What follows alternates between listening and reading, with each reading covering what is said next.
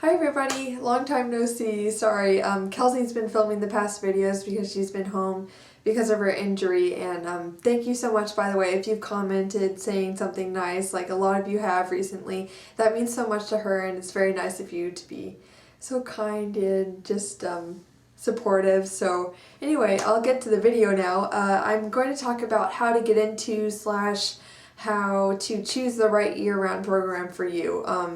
And I guess I'll first talk about my experience with this.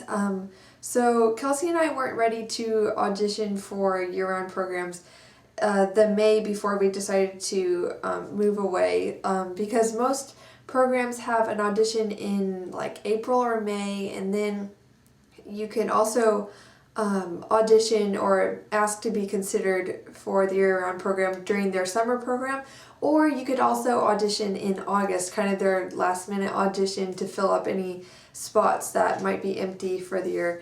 That's what we did. We went to ABT and San Francisco Ballet this summer, and we originally planned on staying at San Francisco Ballet, but that didn't work out.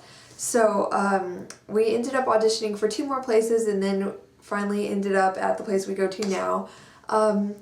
So yeah, that was an interesting way of doing it. We had to audition in August, like 2 days before the program was to start. We auditioned on a Saturday, and the program was going to start on a Monday. It was the craziest thing ever. So we moved in like 2 or 3 days. It was the craziest thing ever. Oh my gosh, I'm saying crazy so many times, sorry. It really was though. It was so emotional and like, oh my gosh, I have to move away. I was excited, I was sad, I was really scared. It was just like everything at once. It was so scary, but I'm glad, I'm really happy how everything worked out.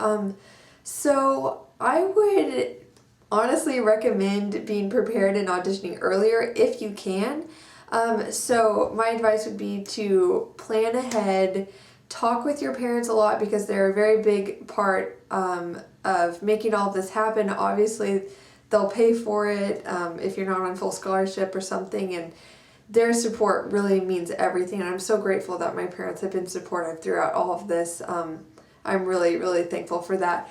But anyway, so I would recommend talking with them, finding programs that you're interested in, looking up on their websites when the auditions are, seeing what's possible with your schedule and with everything that's going on, and deciding if it's best to audition for the summer program and decide there, kind of get a feel for the program, see if you like it, and then audition or apply to be considered for asking to stay. How do I phrase that? Like, some programs you can go into the office and say, I'm interested in your year-round program.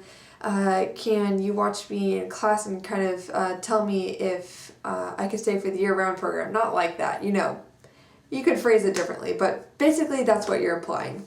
So that's how San Francisco Ballet works, and maybe SAB, I don't know. I've never been to SAB, but I'm not sure. Whatever. So then they'll tell you during the program if you got in or not and stuff like that.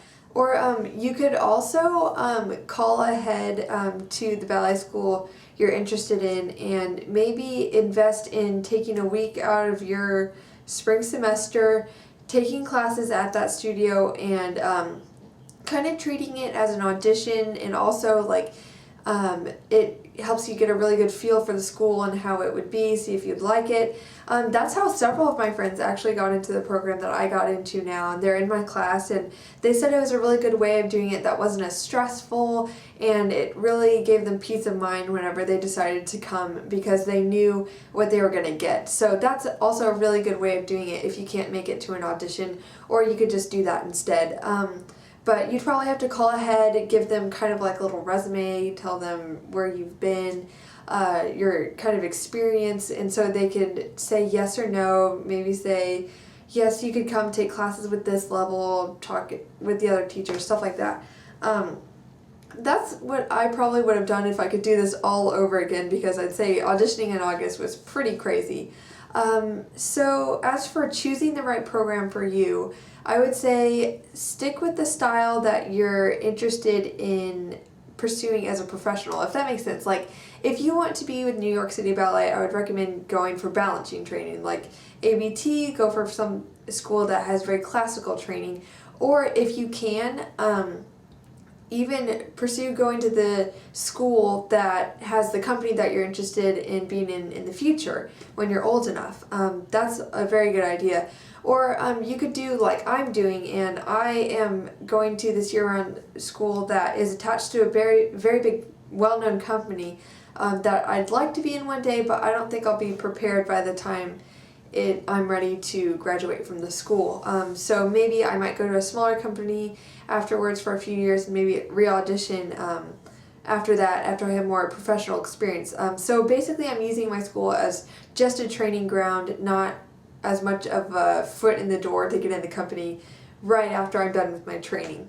Keep in mind the schedule, I'd say, is also a really big deal. How much do you want to be dancing? How much is on point? You know, you want to make sure to do a lot of research online, like look up the teacher bios, the kind of training you'll be getting from each specific teacher. It's very helpful to know their backgrounds, because if you know, oh, that teacher was brought up at, say, like the Vaganova Academy, they're going to be very, very Russian, and if you don't like Russian training or you're trying to steer away from that, you might want to reconsider that program if they're going to be one of your main teachers. So take that into consideration. Also, a lot of schools have like sample schedules for the year-round programs.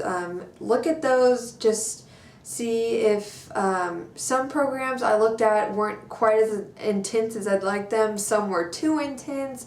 The one I'm going to is pretty intense, I'd say, but I'd say it's a perfect balance. Like, it's just enough, but not too much. So keep that in mind also. I guess that's all there is to talk about. I don't know. This is a pretty hard subject to touch on, I guess, because it's different for everybody. So I guess that's all there is to talk about, or at least all I could remember for now. I hope that you guys found this helpful and that you have a great week. Bye!